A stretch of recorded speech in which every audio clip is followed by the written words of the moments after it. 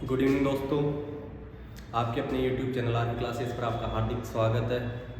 जैसा कि आज अपन को YouTube पर मेहनत करते आज 6 दिन हो गए कंटिन्यू आपके लिए नया नया कंटेंट लेके आ रहे हैं। आई होप आपको कंटेंट अच्छा भी लग रहा होगा और उससे आपकी जो पढ़ाई है उसमें कुछ धार भी आ रही होगी, कुछ नया मिल रहा होगा, कुछ ना कुछ नया मिल रहा होगा।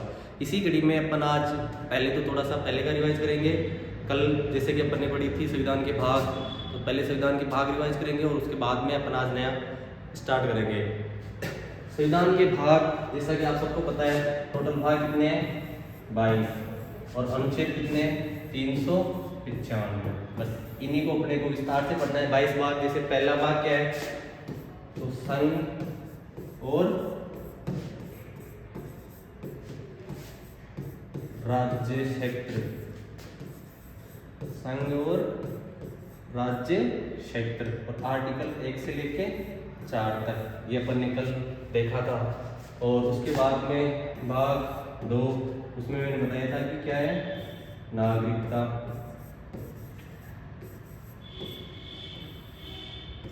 और ये है आर्टिकल 5 से लेके 11 तक। उसके बाद अपन ने पढ़ा था भाग 3, उसमें मैंने बताए थे मौलिक अधिकार, मूल अधिकार, और मूल अधिकार 12 से 35 तक। उसके बाद अपन ने चौथा पढ़ा था नीति निर्देशक तत्व, राज्य के नीति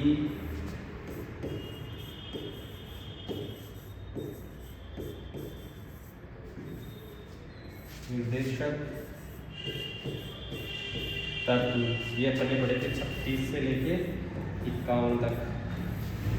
उसके बाद में भाग 4A, ये मैंने आपको बताया था 42वें संविधान संशोधन 1976 के द्वारा जोड़ा गया था और इसमें जोड़े गए थे मूल कर्तव्य, फंडामेंटल ड्यूटीज।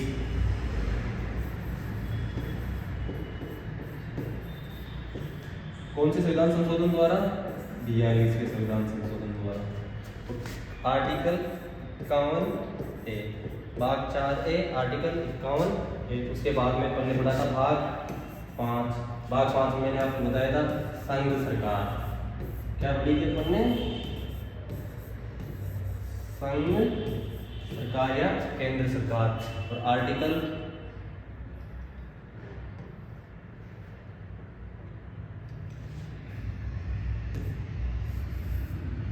आर्टिकल 52 से 151 तक।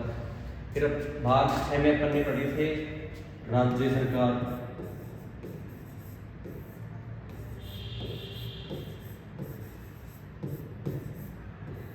और आर्टिकल 152 से लेके 237 तक।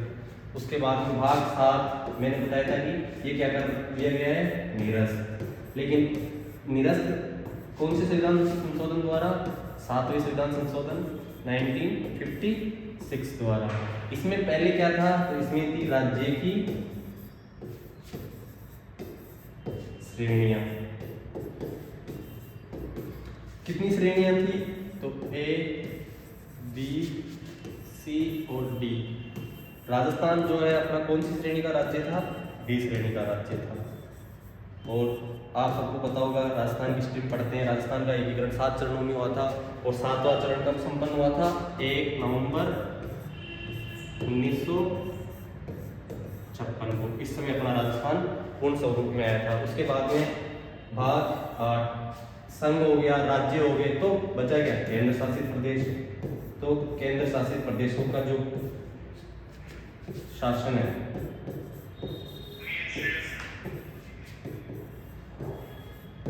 वो किसमें है? भाग 8 में। और ये है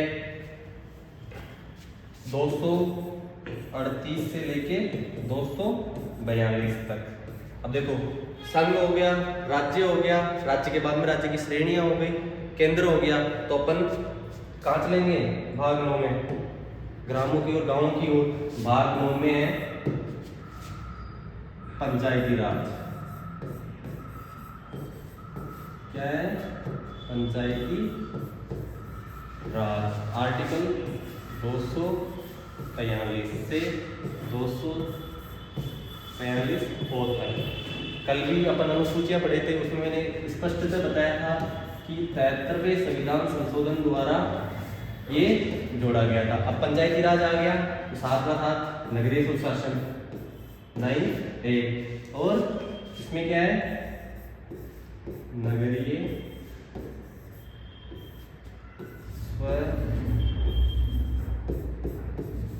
स्वशासन। इस पे पेपर ने कल चर्चा की थी। अनुसूची कौन सी थी, इसमें अनुसूची 11वीं थी और इसमें अनुसूची 12वीं थी। और आर्टिकल 243 से लेके आर्टिकल 243 जेड जी तक। उसके बाद में 9B में थी सहकारिता।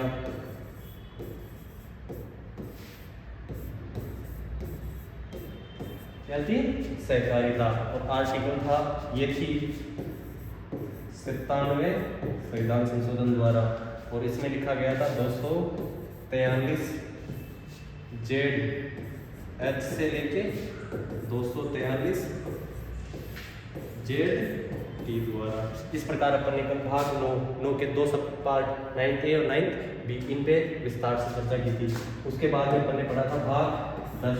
अब देखो, ग्रामीण पढ़ लिए तो जनजाति क्षेत्र भी पढ़ लेते हैं। तो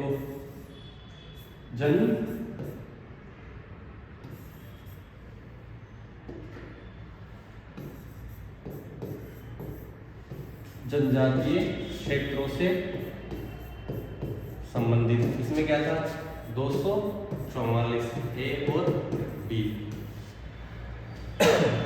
उसके बाद में अपन ने पढ़ा था भाग 11। भाग 11 में बताया था केंद्र और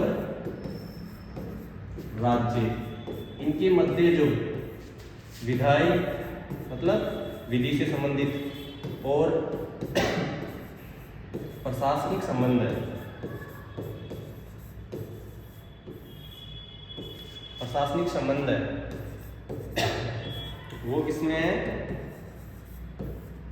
भाग 11 में। और आर्टिकल 245 से लेके 263 तक। अब विधायी हो गए तो केंद्र और राज्य के। भाग 12 में क्या है, वित्तीय संबंध, वित्तीय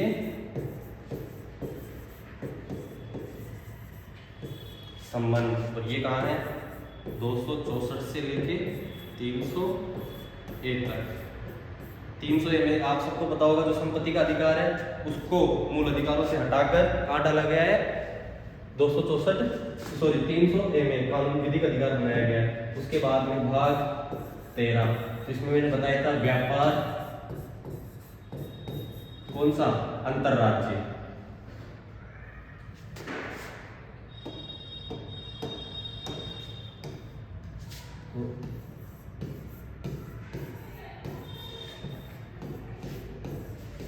अंतरराज्य व्यापार,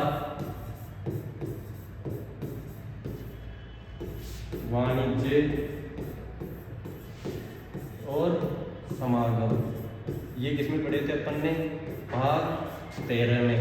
और ये था 301 से लेके 307 तक। उसके बाद में भाग 14 में पढ़े थे अपन ने केंद्र और राज्य के अधीन सेवाएं। और ये पढ़ा था हमने 308 से लेके 323 तक। और इसमें मैंने आपको बताया था कि जो यूपीएससी है, आरपीएससी है, ये सब भाग 14 में ही है। उसके बाद में 14A। अगर इसकी बात करें तो मैंने बताया था न्यायाधिकरण।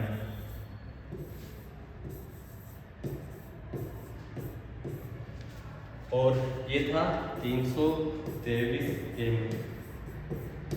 उसके बाद में अपन ने पढ़े थे भाग 15। भाग 15 में मैंने बताया चुनाव जुड़ रहे थे कौन सा, निर्वाचन। और निर्वाचन से संबंधित जितने भी प्रावधान है वो किसमें, भाग 15 में। और ये आर्टिकल 324 से लेके 329 तक। उसके बाद में भाग 16 में जो विशेष वर्ग है उनसे संबंधित जो उपबंध है, विशेष वर्ग से संबंधित उपबंध है, ये किसमें थे, भाग 16 में। और आर्टिकल 330 से लेके 342 तक। उसके बाद में भाग 17 में बताया में राजभाषा जो कि हिंदी है और लिपि देवनागरी, ये किसमें है, भाग 17 में। और राजभाषा भाग 17 में 343 से लेके 351 तक, 351 तक। भाग 18 में इमरजेंसी, आपातकाल की अपन ने चर्चा की थी। 3 प्रकार के, राष्ट्रपति शासन और राष्ट्रीय आपातकाल और वित्तीय आपातकाल। ये था 352 से 360 तक। उसके बाद में भाग 19, उसमें बताया था प्रकीर्णन। जो प्रकीर्णन जो है वो कहाँ है, 361 से लेके 364 तक, 367 तक। उसके बाद में भाग 20 में क्या था, संविधान में क्या करना है, संशोधन। अर्थात भाग 20 में क्या था, संविधान संशोधन की जो प्रक्रिया है वो किसमें है, भाग 20 में। और ये आर्टिकल 368 है ना। और उसके बाद में भाग 21 में मैंने बताया था अस्थायी प्रावधान। क्या है, अस्थायी प्रावधान। ये कहाँ पे, 369 से 392 तक। और लास्ट में था भाग 22, इसमें था संक्षिप्त में नाम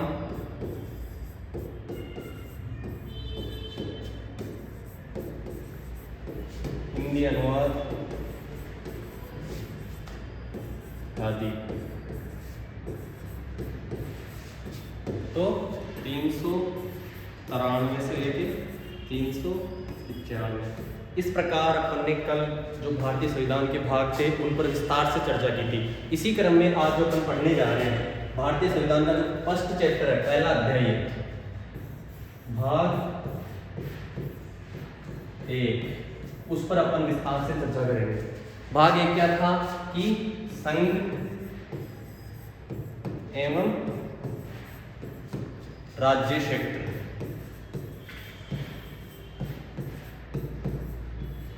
संघ एवं राज्य क्षेत्र। और आर्टिकल कहां से कहां तक थे, 1 से लेके 4 तक। इस पर अपन आज विस्तार से चर्चा करेंगे। आयोग जैसे मैं आपको रिवाइज करवाता हूँ वैसे कि वैसे आप भी साथ के साथ रिवाइज करते होंगे।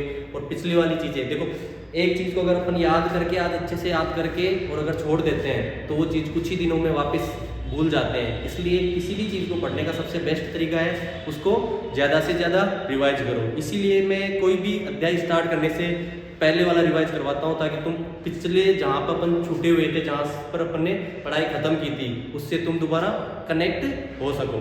इसी क्रम में आपको आज आगे भाग 1 संघ एवं राज्य सरकार के बारे में अपन पढ़ेंगे। जैसा कि आप सबको पता है आज संघ एवं राज्य क्षेत्र नाम से स्पष्ट हो रहा है, संघ भारत की वो है।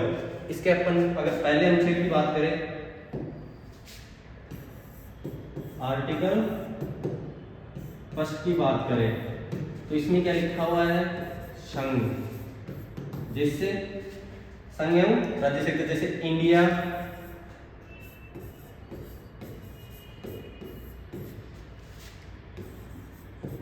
जो कि भारत, इंडिया जो कि भारत, अर्थात क्या होगा, राज्यों का एक संघ होगा। इंडिया दैट इज भारत, अर्थात इंडिया जिसे भारत के नाम से जाना जाएगा, वो क्या होगा? राज्यों का एक संघ होगा।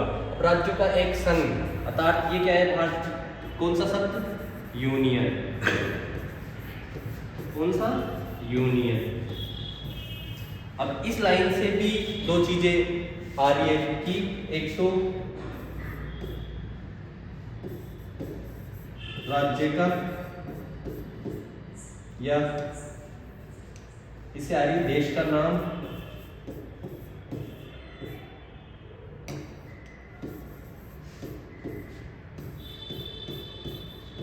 और राज पद्धति।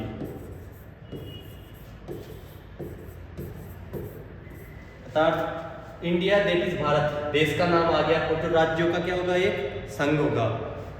कैसा होगा? संघ होगा। अब इस पर अगर अपन विस्तार से चर्चा करते हैं तो मतलब जो संघ होता है, भारत को क्या माना है? यूनियन।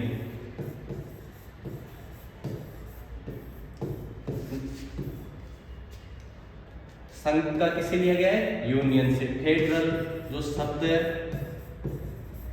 ये भारतीय संविधान में कहीं भी नहीं लिखा गया है। भाई भारत कैसा होगा? राज्यों का एक संघ होगा। संघ का मतलब यूनियन। अब आपके दिमाग में आ रहा होगा कि ये फेडरल और यूनियन, संघ और ये क्या है? इन चीज को ये समझ लो, जो यूनियन जो होती है उसमें जो केंद्र होता है वो शक्तिशाली होता है, और जो फेडरल जो होता है उसमें राज्य अधिक शक्तिशाली। अगर इसको अपन ऐसे पढ़े, यहाँ लिख दूं मैं फेडरल और यहां लिख दूं मैं यूनियन।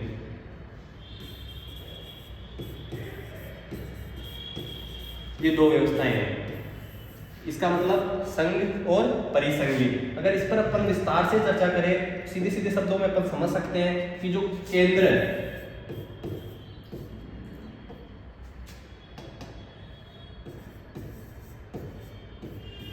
इसको शक्तियां कौन देता है? राज्य। कौन सी व्यवस्था में?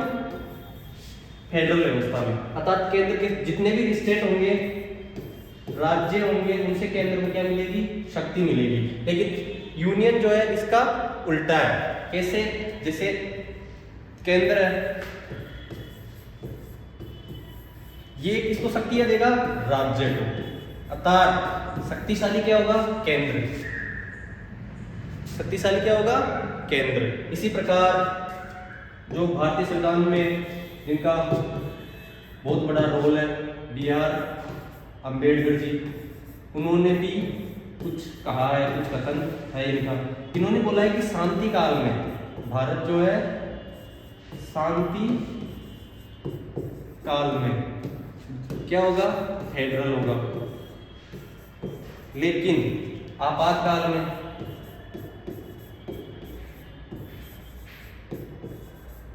क्या होगा? यूनियन। भाई जब सारी व्यवस्थाएं सही सिस्टमेटिक तरीके से चल रही है उस समय तो क्या होगा? शांति काल में तो फेडरल, अर्थात शक्तियां किसके पास ज्यादा होगी? राज्यों के पास। लेकिन यदि देश में आपात की स्थिति बनती है, उस स्थिति में कौन सी व्यवस्था जाएगी? यूनियन। अर्थात सारी शक्तियां किसके पास चली जाएगी? केंद्र के पास। ये, और इन्होंने बोला कि जैसे अमेरिका है, इन्होंने ये भी कथन कहा था कि जो अमेरिका है वो राज्यों द्वारा बनाया गया राष्ट्र है, लेकिन अपना जो भारत है पहले से ही एक राष्ट्र था। इसमें ऐसा नहीं है कि अनेक राज्य मिलकर भारत का निर्माण करे, नहीं, ऐसा नहीं है। भारत ने अनेक राज्य बनाए।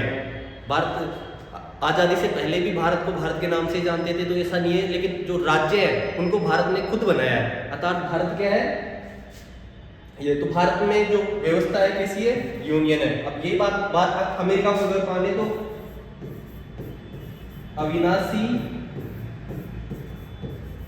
जो राज्य है उनका क्या है? अविनाशी संघ।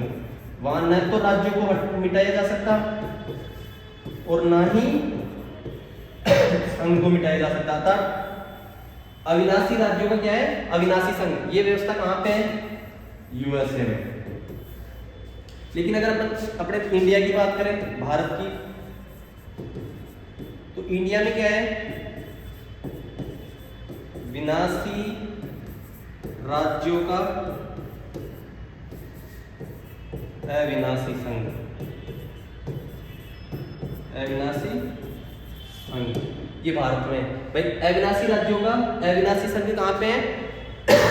अमेरिका में। लेकिन जो विनाशी राज्य, भारत में नए राज्य बनाए जा सकते हैं, पुराने राज्यों को 2 टुकड़ों में बांटा जा सकता है, मतलब राज्यों का विनाश किया जा सकता है, लेकिन जो संघ है उसका विनाश, उसे नष्ट नहीं किया जा सकता। इस प्रकार कुछ और भी लोग हुए जिन्होंने क्या कहा कि भारत में दोनों व्यवस्थाएं पाई जाती है। भाई भारत क्या है? यूनियन भी है और फेडरल भी है। तो इन्होंने क्या कहा? कवासी फेडरल की संज्ञा भी दी गई है भारत के, इसको कवासी फेडरल, जिसको अर्ध परिसंघीय भी कहा जाता है, अर्ध परिसंघीय। ये व्यवस्थाएं भी भारत के लिए की गई है। उसके बाद में अगर अपन बात करें भारत में जो सेक्टर है, अब सेक्टर की भी तो बात हुई थी ना, भारत के राज्य क्षेत्र। तो क्षेत्र कौन कौन से? एक तो भारत के राज्य, राज्य के बाद केंद्र शासित प्रदेश, केंद्र शासित प्रदेश, और इसके बाद अगर अपन बात करें तो ऐसे सेक्टर, ऐसे सेक्टर जो स्वेच्छा से क्या करना चाहते हैं? भारत में मिलना चाहते हैं। भाई ऐसे सेक्टर जो स्वेच्छा से भारत में मिलना चाहते हैं वो भी भारत का एक अंग माना जाएगा। इस प्रकार पहला जो अनुच्छेद है उस पर अपन ने विस्तार से, इसमें क्या थी? राज्य का नाम, संघ का नाम और राज्य पद्धति। तो भारत कैसा है? एक यूनियन है, अर्थात राज्यों का एक संघ है। राज्य कैसे हैं? विनाशी राज्य के अविनाशी संघ। और सेक्टर कौन कौन से? राज्य आ गए, केंद्र शासित प्रदेश आ गए, और ऐसे सेक्टर जो स्वेच्छा से भारत में शामिल होना चाहते हो। इसके बाद अनुच्छेद 2, अनुच्छेद 2 की अगर अपन बात करें तो अनुच्छेद 2 में साफ लिखा गया है कि जो भारत से संसद जो है किसी भी सेक्टर को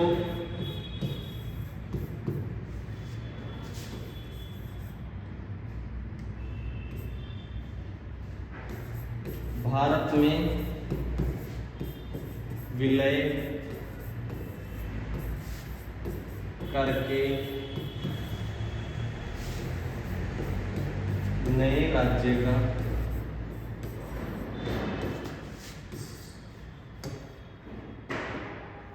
निर्माण कर सकती है।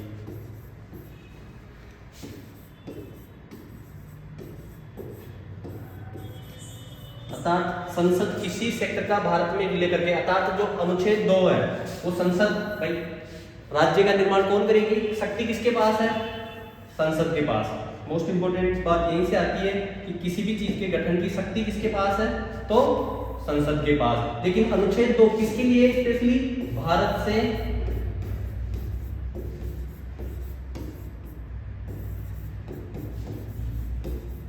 बाहर के क्षेत्रों के लिए।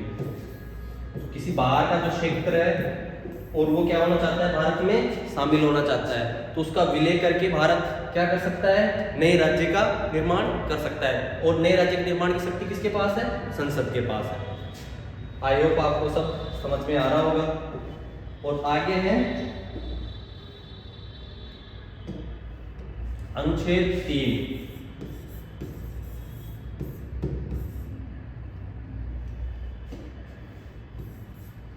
अगर अनुच्छेद 3 की अपन बात करें तो अनुच्छेद 3 जैसे अनुच्छेद 2 में क्या था? भारत से बाहर के क्षेत्र के लिए। तो अनुच्छेद 3 में है कि संसद भारत के ही किसी राज्य को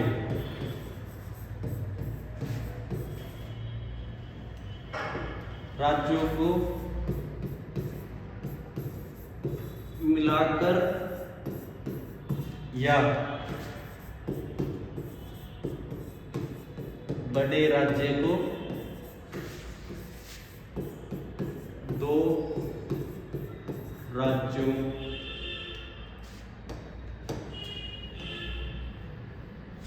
बड़े राज्यों को तोड़कर, छोटे राज्यों को मिलाकर और बड़े राज्यों को तोड़कर नए राज्य का नए राज्य का निर्माण कर सकती है। अब देखो दोनों अनुच्छेद सेम बातें बोल रहे हैं भाई। अनुच्छेद 2 भी यही बोलता है कि जो भारत से बाहर वाला क्षेत्र है उसका भारत में विलय करके कोई नया राज्य बना सकती है, लेकिन बनाने की शक्ति किसके पास है? संसद के पास।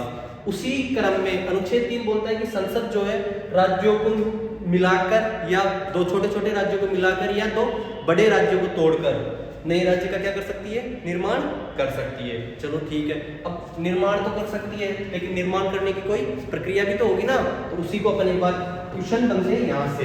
तो जो नए राज्य हैं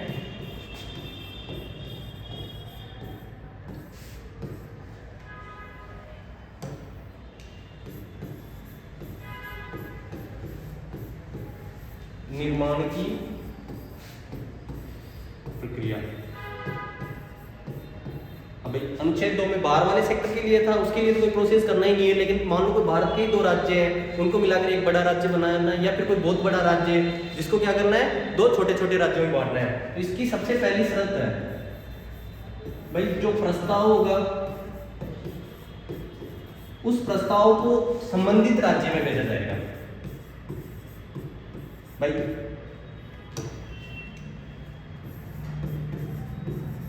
राज्य में भेजा जाएगा। भाई जिन राज्यों को तोड़ना है या उन राज्यों को तोड़ना है, जोड़ना है, उस प्रस्ताव को किस में भेजा जाएगा? संबंधित राज्य में। अब राज्य में भेजा जाएगा तो वहां भेजने के बाद वहां की जो विधानसभा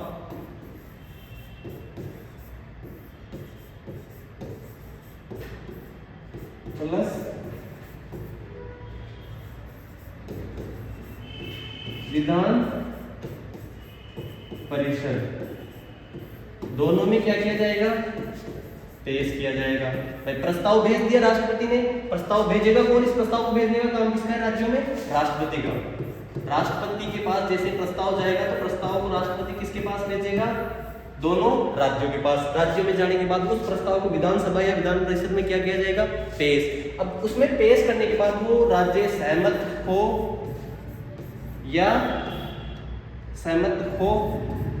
या नहीं हो, या सहमत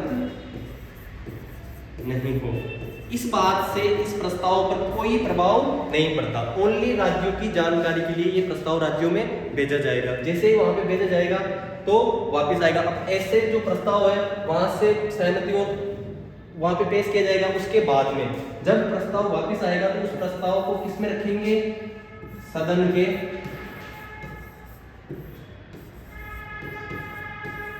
दोनों सदनों में। अब आपके समझ में आ रहा होगा कि दोनों सदन कौन कौन से हैं? तो राज्यसभा और लोकसभा। राज्यसभा और लोकसभा जैसे वहां पे भेजा जाएगा उसके बाद में वहां से प्रस्ताव वापस आएगा तो उस प्रस्ताव को किसमें पेश किया जाएगा? राज्यसभा और लोकसभा में। और जैसे राज्यसभा और लोकसभा में पेश करेंगे तो किस बहुमत से पारित होना चाहिए? साधारण बहुमत से। किस बहुमत से? साधारण बहुमत से इस प्रस्ताव को पारित करना होगा। अब ऐसे जो वो होते हैं नए राज्य के गठन का जो प्रस्ताव होता है वो राष्ट्रपति की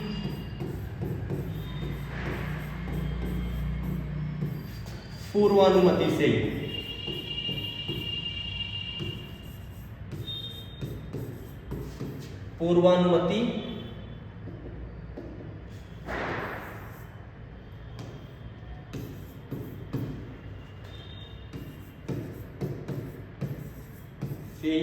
पेश किया जाएगा। भाई जो प्रस्ताव होगा वो किससे किया जाएगा? राष्ट्रपति की पूर्वानुमति। अब अगर राष्ट्रपति ने पहले ही अनुमति दे रखी है किसी प्रस्ताव को तो उस प्रस्ताव को फिर ये बाद में क्या नहीं लौटा सकता? पुनर्विचार के लिए, पुनर्विचार हेतु नहीं लौटा सकता। कौन नहीं लौटा सकता? राष्ट्रपति। और दोनों सदनों में किस बहुमत से पारित होना चाहिए? साधारण बहुमत से। उसके बाद में राष्ट्रपति पुनर्विचार हेतु नहीं लौटा सकता। इस प्रकार जो नए राज्य का सृजन होता है सबसे पहले प्रस्ताव क्या होता है? राज्यों के वहां भेजा जाता है। राज्य में भेजने के बाद प्रस्तावों को सदन वहाँ विधानसभा या विधान परिषद में रखने के बाद जैसे ही प्रस्ताव को विधान वहाँ से पारित करते हैं तो वो राज्य सहमत हो या सहमत नहीं हो, उससे उस पर क्या कोई फर्क नहीं पड़ता। भाई कोई भी सहमत हो या नहीं हो उससे उस पर कोई फर्क नहीं पड़ता। और उस प्रस्ताव को वापस आने के बाद जो दोनों सदन है, लोकसभा और राज्यसभा, दोनों में पेश किया जाता है। और किस बहुमत से पास होना चाहिए? साधारण बहुमत से। साधारण बहुमत से पास होने के बाद राष्ट्रपति के पास जाता है और ऐसे प्रस्ताव राष्ट्रपति की पूर्वानुमति से ही पेश किए जाते हैं। इसका मतलब है राष्ट्रपति उनको क्या नहीं लौटा सकता? पुनर्विचारित हो। और इसके बाद में नए राज्य का गठन होता है। इस प्रकार अपन ने आज आर्टिकल 3 था, अनुच्छेद 3 था, उस पर विस्तार से चर्चा की। अब अनुच्छेद 4 जो पहली और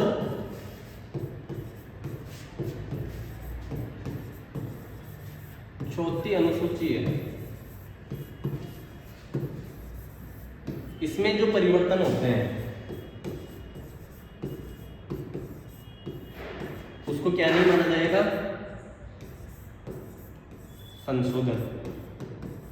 अर्थात पहली और चौथी अनुसूची में यदि कोई परिवर्तन होता है तो उसको क्या नहीं माना जाएगा? संशोधन नहीं माना जाएगा। इस प्रकार आज अपन ने पहले भाग के जो चारों अनुच्छेद है, पहला, दूसरा, तीसरा और चौथा, उस पर अपन ने विस्तार से चर्चा की है। अब इससे रिलेटेड जैसे कुछ वाद, एक तो जो बेरोजगारीवाद, ये अपन ने पहले भी पढ़ा था, 1960 का है। इसमें बोला था कि प्रस्तावना संविधान का भिन्न अंग नहीं है और उसमें क्या नहीं किया जा सकता? संशोधन नहीं किया जा सकता। उसी क्रम में बेरोजगारीवाद में कहा था कि यदि कोई भी क्षेत्र किसी देश को दिया जा रहा है तो किसकी जरूरत है? संशोधन की। और इसी क्रम में क्या हुआ? 9वां संविधान संशोधन हुआ। और जो बेरोजगारी क्षेत्र है ये किसको दिया गया? पाकिस्तान।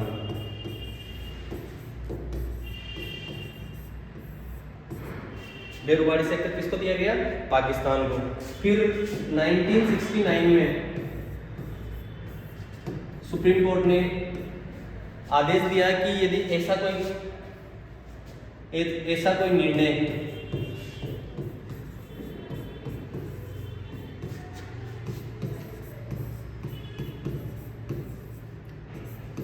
जिससे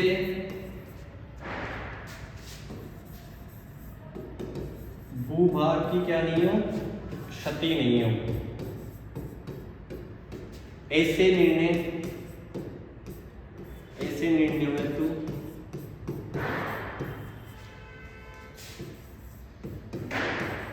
किसकी जरूरत नहीं है? संशोधन की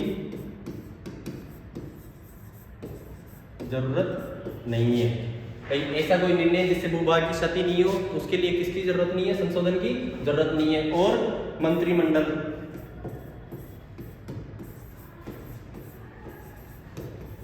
अपने विवेक से कार्य कर सकती है ना भाई। लेकिन अगर भूभाग की क्षति हो तो संविधान संशोधन क्या है? जरूरी है। उसी क्रम में कौन सा संविधान संशोधन हुआ? 100वां संविधान संशोधन, जो कॉन्स्टिट्यूशन अमेंडमेंट 2015। इसमें क्या क्या था? भारत व बांग्लादेश के बीच क्या हुआ था? भू स्थानांतरण।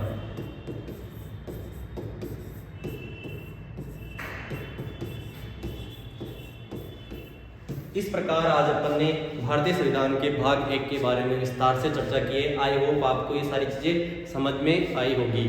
और जैसा कि आप सबको पता है हम पढ़ रहे हैं, भाग 1 आज कंप्लीट कर लिए। धीरे धीरे ऐसे करके संपूर्ण संविधान पर अपन विस्तार से चर्चा करेंगे और भविष्य में ये क्लासें आपके लिए बहुत कारगर साबित होगी। और आपका जो सपोर्ट है वो हमारे लिए बहुत कीमती है, उसे बनाए रखें। आपका कीमती समय देने के लिए धन्यवाद।